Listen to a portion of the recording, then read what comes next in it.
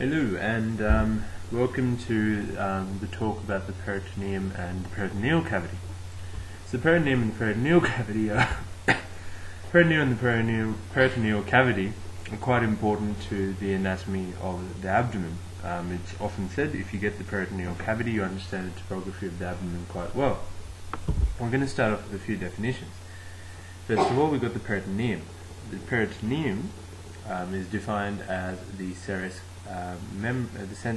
sac, which invests the abdominal viscera as well as lines the surfaces of the abdominal walls. The structure of the peritoneum can be considered by considering its layers and its parts. The peritoneum itself consists of a layer of a single layer of mesothelium overlying areolar tissue. Areolar tissue just means fibrofatty tissue. The parts of the peritoneum, well, the first consideration is the consideration of parietal peritoneum versus visceral peritoneum. Parietal peritoneum is the peritoneum which covers the abdominal wall, and visceral peritoneum is the peritoneum that covers that invests viscera. In addition, peritoneum also has peritoneal folds, which are double sheets of peritoneum, which interconnect different viscera or connect the viscera to the abdominal wall. The next thing that we need to define is the peritoneal cavity. Now, the peritoneal cavity is defined as the space located between the parietal and visceral peritoneum. It's only a potential space, and the cavity is only filled with a few milliliters of fluid in the normal state. The other thing with the peritoneal cavity is we need to appreciate that it has subdivisions. The biggest of these subdivisions is the greater sac versus the lesser sac. The greater sac refers to the majority of the peritoneal cavity, and the lesser sac refers to a diverticulum of the peritoneum behind the stomach. So it's like a little sac behind the stomach that accommodates for the stomach's movements. The first thing that we need to consider is peritoneal folds. So we've covered the basics of the peritoneum, and peritoneal folds are they're basically of three main varieties. So you've got ommenta, you've got mesenteries, and you have ligaments. We're going to cover the ommenta first. The first omentum that we're going to see is the lesser omentum. The lesser omentum is can be seen once you retract the left lobe of the liver upwards.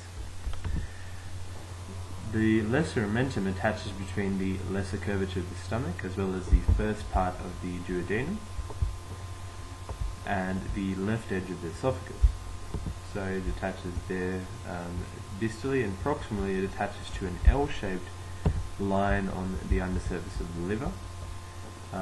The horizontal part of the line attaches around the porta hepatis, and the vertical part of the line attaches to the fissure for the ligamentum venosum, which is here.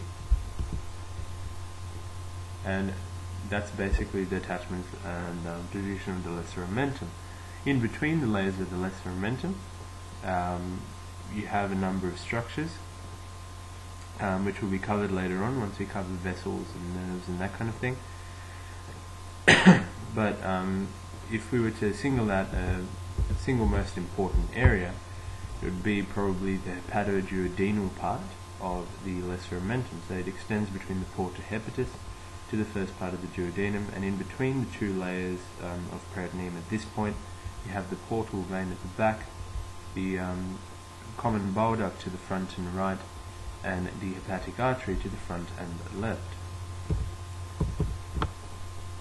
The next omentum, the next thing we're going to cover is the greater omentum. Now, the greater omentum hangs down from the greater curvature of the stomach, and it overlies the loops of small bowel and the transverse colon.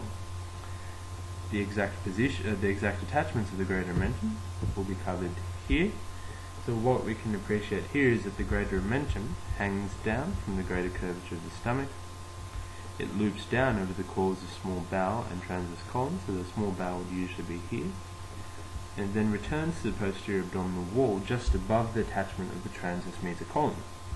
However, as development proceeds, so that's how it is in initially when the gastrointestinal tract is developing, and as development proceeds, you get fusion of the layers of the greater omentum below the transverse colon, so you get a fatty structure here, and you get fusion of the greater omentum with the transverse mesocolon, and you get this forming the floor of the lesser sac. We are now ready to move on to the ligaments. Now the ligaments of the peritoneal ligament basically can be thought of as being associated with the liver and with the stomach and spleen, and also there's an extra one called the phrenicocholic ligament, which isn't associated with any of the above. We're going to talk about the ligaments of the liver first. The first ligament to consider is the left triangular ligament. Now the left triangular ligament attaches the